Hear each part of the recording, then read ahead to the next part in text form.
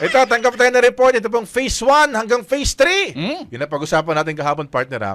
Nung Pasig Bigyang Buhay Muli Project, abay bubuksan na raw ho pala sa publiko simula ngayong araw. Wow. Partner, mag-set tayo ng date. Oh, punta tayo doon. Mag-date tayo dyan. Oh, pwede. Hindi, di ba? Gala tayo. Di na Brigada Abs saka si bro, Mark Mercano. Oh. Diyan tayo mag-walking. Si Papa A. Ayan, si Papa A, di ba? Para dyan tayo mag-walking. Nung pumayat. Pumayat tayo. Brigada Maricar Sargan, i-brigada mo. Brigada Live Report.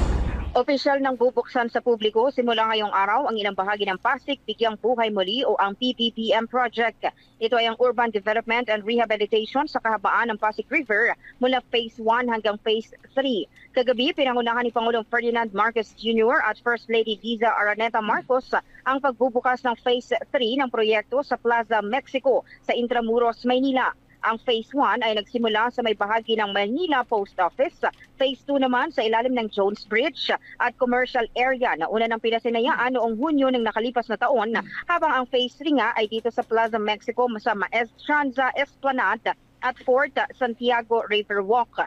Ayon kay TISUD Assistant Secretary Mark Sambar, nasa kabuang 1.11 kilometers ang bahaging binuksan mula Maynila Post Office o Phase 1 hanggang 2 at karagdagang 600 meters sa Phase 3 o mula Plaza Mexico hanggang Fort Santiago Riverwalk. 25 kilometers naman ang kabuang haba ng unang bahagi ng proyekto at kapag itinuloy pa sa kabilang bahagi ng Pasig River o paikot sa Metro Manila, panibagong 25 kilometer ito para sa kabuang 50 kilometers. Ayon pa kay Sambar, target din nila itong gawing UNESCO Heritage Park sa pagpupursige ng Fort Santiago Administration at ng pamahalaan. Brigada Gab and Brigada Ab. Hoy, ang ganda ng video Ganda. ko, Brigada Maricar. Pero ang tanong ko dyan, may crowd control ba dyan? Baka naman magsidagsaan yung maraming tao at masisira yung view dyan. Maraming magkakalat ng basura, maraming mga magtitinda ng mga kung ano-ano dyan. Ayun pala, bawal ba magtinda dyan?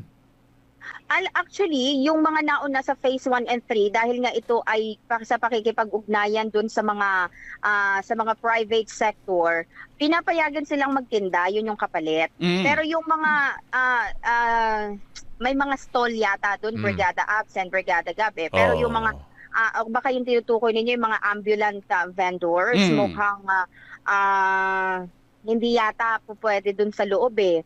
At saka sa crowd control naman, since open yun sa public, wala siyang limit. Pero syempre, may magbabantay, may magma-maintenance ng lugar. Ayan. Ano bang oras ang pinaka-ideal, pinakamaganda pumunta dyan, Brigada Maricar? Maganda dyan before sunset. Ayan. Ay, talaga? At kagabi. Kasi syempre, dagdag kulay, dagdag ganda, yung mga ilaw. Eh, kasi kapag umaga, normal na ano lang siya eh.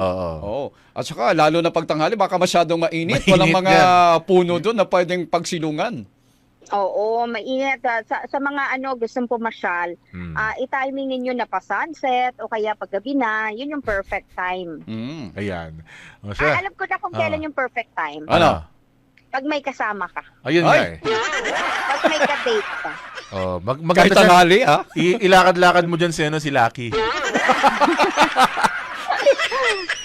Malayo eh. Hindi mabibit-bit sa bag si Lucky eh. Oo nga, laki eh.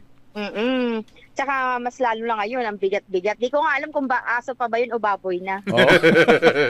At saka maganda pag gabi, kasi may mga, syempre may mga pailaw-ilaw dyan. Doon sa mga buildings. Yun talaga. Parang nasa ibang bansa ka pagka pumunta ka dyan ng gabi, Brigada Abs. Malay mo dyan mo makita ang yung forever. Ay! Parang sinasabi mo, hindi ko pa nakita. At parang sinasabi mo, naghahanap. Hindi ba? Hindi ba? May magagalit ba kapag sinabi namin naghahanap ka?